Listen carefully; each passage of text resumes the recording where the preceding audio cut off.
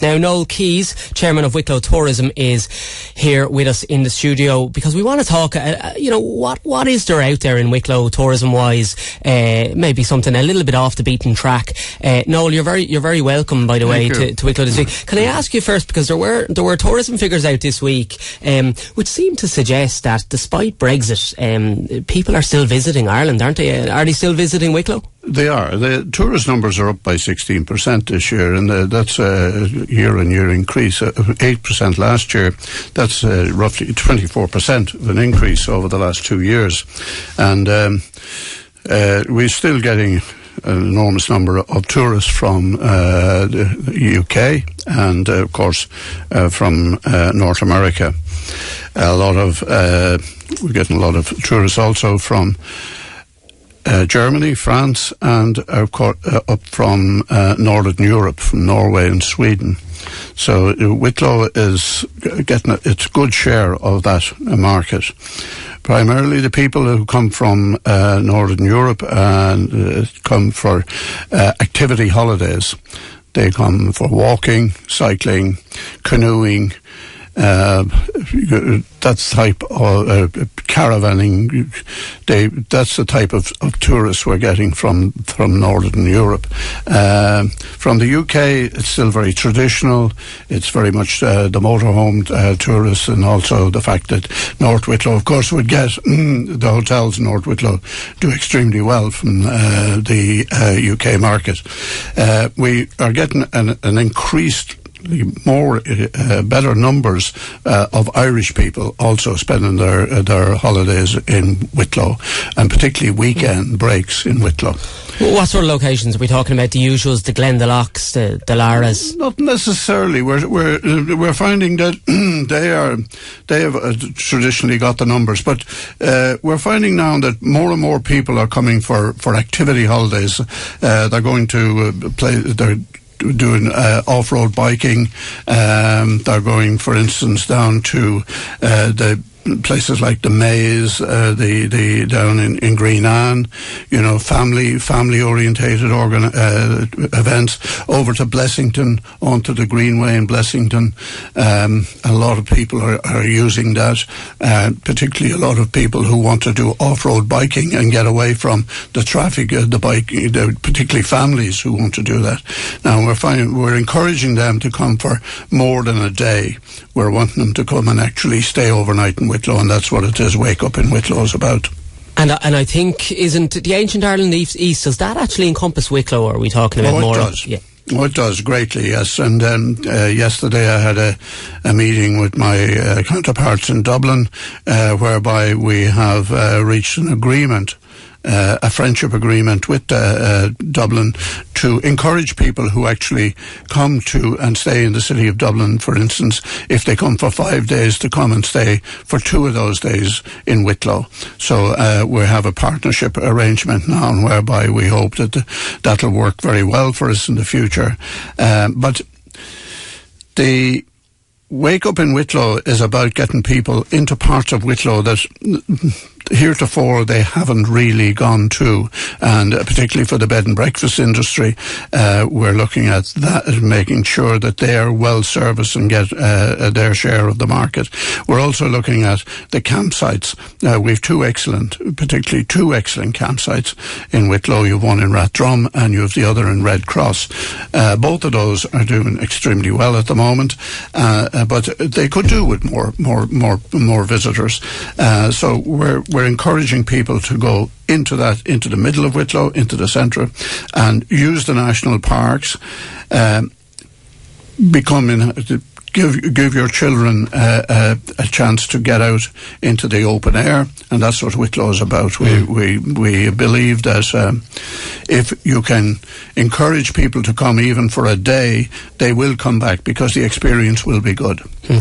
Now you're listening to Noel Keyes. He's chairman of Wicklow Tourism. He's joined us on Wicklow this week. We're talking about the initiative Wake Up in Wicklow. Noel, a listener's got in touch with Charlie. He says that Wicklow doesn't appear on the visiting lists anywhere near the top. Is that true? Are we not? No, we're not. No. Why not? There are some reasons for that, because it's very difficult. The visitor lists are based around places like the Guinness Hop Store and what have you, who have clickers, who you pay in and that's where it is. I mean, for instance, if you take visitor numbers, the numbers of people who come to Bray, for instance, Bray is in Whitlow. The numbers of people who come, even for the air show, there was 120,000 people. But it's about spreading it out, though, Noel, isn't it? It's about getting visitors down to Arklow and out to West Wicklow and to these areas less visited, which is your job, your responsibility. That's right, and that's what we're looking at encouraging people to go to, as I say, down to a wooden bridge, into Auckram, particularly down into Shillelagh, Tinahely. There are wonderful walks. There are wonderful ways of cycling down there. It's a lovely part of Whitlow to go to. From the point of view of the ancient East, there are some magnificent ancient sites to visit down there. You have for instance, in Shillelagh, you have the Fitzwilliam Estate. We're working at the moment with Trinity College to digitise the Fitzwilliam papers. They will be a major attraction in that area. Carnew at the moment are talking to a similar town in Canada to do a community friendship agreement with them. And these are all things to encourage people to come to South Wicklow as well. By the way, Noel, I know you were part of a delegation that went to China recently. When are we going to see the tangible effects? When are we going to see people coming back from China to Wicklow? Well, the numbers are here. At the moment, the numbers of Chinese, for instance, there's a Chinese population in North Wicklow of 5,000 people. There are 47 Chinese businesses in Bray, for instance. There's quite a number of Chinese businesses in Arklow. They're right around. But going back to our friendship agreement with Hainan province in China, we will hopefully see a small increase in the number of Chinese visitors in the coming year, but we would see that as a very long-term project, because you've got to remember that the Chinese visitors who are coming here at the moment are coming mostly to Dublin, and are coming to actually purchase luxury goods. So we have a couple of for instance, when I had a discussion with my colleagues in Dublin yesterday, like they produce the brochure, and on the front page of on the front cover of their brochure is Powers Court House.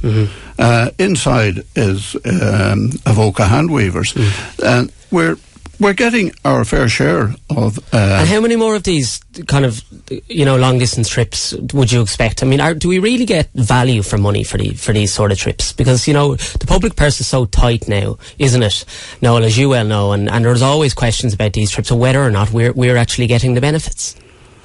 Yes, I mean, look, it always amazes me. I after my last interview here, I got a lot of what I felt some criticism for actually going to China.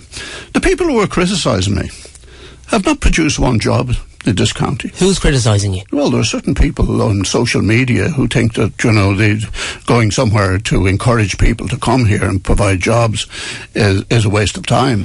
What I find is that if you go to China or you go to the United States or wherever you go to, you're encouraging people to come in here and invest in Ireland. I'm not in the business, so I mean I'm not gaining anything from it. But I do believe that inward investment from China in the future will be paramount to us becoming a really serious tourist destination in Whitlow. For instance, they want to invest in hotel infrastructure here. We feel that having met them over there, we have a good chance now of actually getting serious investment from China into the tourism infrastructure in Whitlow. And Noel, I'm delighted that I was able to give you the opportunity to respond to some of those critics on social media. Noel Keyes, Chairman of Wicklow Tourism, thank you very much for joining us.